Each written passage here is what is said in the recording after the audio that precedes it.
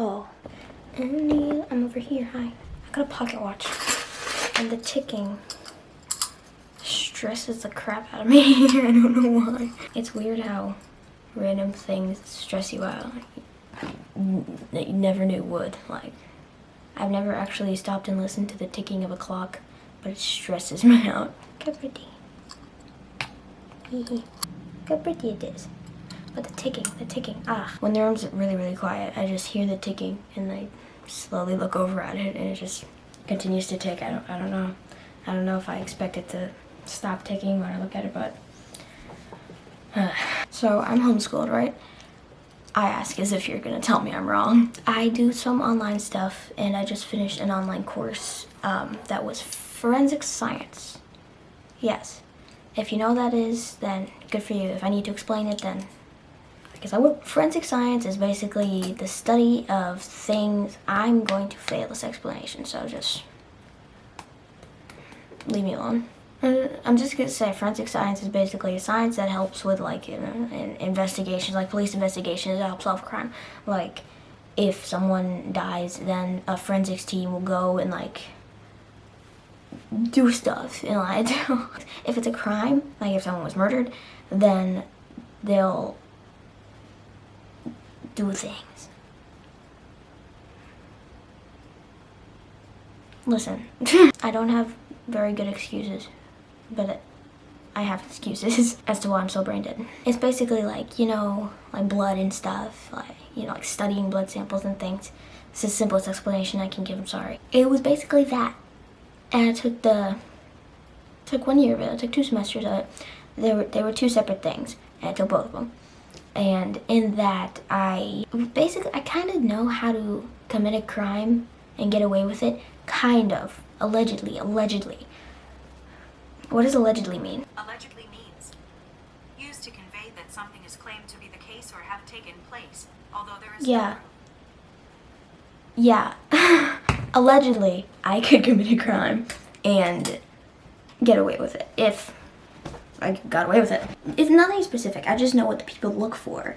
You learn what forensic scientists look for in order to solve a crime, so I know what not to leave behind. But yeah, I haven't committed a crime with this knowledge, right? Well, no, not a real crime. For an assignment, I had to set up a crime scene, which was actually kind of fun. I might put up, if I can, I'll put up a few pictures. I have a fake BB gun in some of the pictures, but it's fine. It's not a real gun, and maybe I just want some pictures of the gun. But I did that, and I had to solve the crime.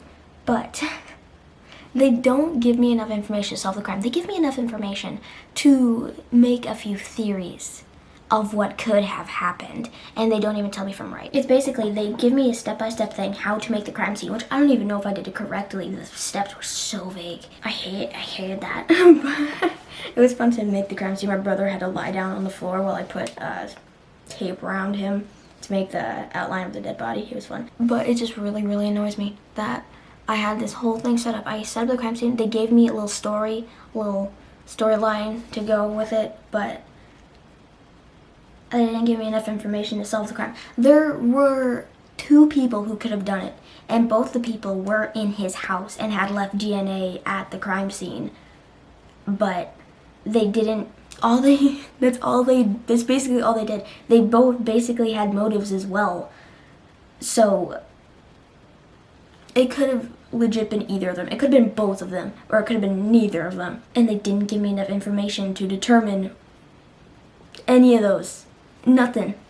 And they gave I think I did it. The thing that would make most sense is that I did it because I set up the whole thing. It was staged. The dude didn't even die. They're ending it right now. No one died. It was all a scam. That's it. That's what I'm leaving it with. For one of the things also, one of the assignments that I had to answer questions based on a little thing that I read. And the thing was, someone had broken and entered a place and killed a person. And the person had ordered pizza, and the pizza box was partially opened. And one of the questions for the assignment was, what other questions would you ask in this situation? Like, what questions would you ask in order to get the right answers to solve what happened? And one of my questions was, why didn't they eat the pizza? I would have. You would have. Don't lie to me. I know you better than you know yourself. No one would have not eaten the pizza. All the pizza was there. It was partially opened. Whole pizza was there. The person who killed them didn't take any of it. And I want to know why. For one of my other assignments, I had to write a story of like a crime happening. And it was about pizza. I don't remember all the details, but it was basically about pizza. It revolved around pizza, and I don't think my teacher caught on to it. My mom appreciated it though. It was funny. For my final assignment, I had to write a little thing about the course, like if I liked it. I just had to answer some questions about my opinion on it and things like that. Would you be a forensic scientist? If you would, what area would you be in, and stuff like that. And I was so tempted to just write something about the pizza, just anything about the pizza, just like, why didn't he eat the pizza? I don't know, I just want to write something like, I shall ignore everything.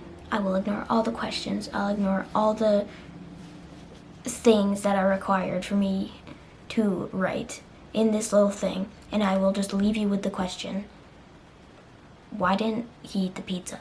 Or instead of writing anything, I just attach a picture of just me eating a piece of pizza. But now that I'm done with forensics, there's no mystery in my life anymore. There's no killing someone, solving the crime, figuring out who did it, and then how am I gonna feed into that? No, that's illegal. I want pizza now. So you and me, let's go. Let's go pizza. We're gonna get pizza. Yay.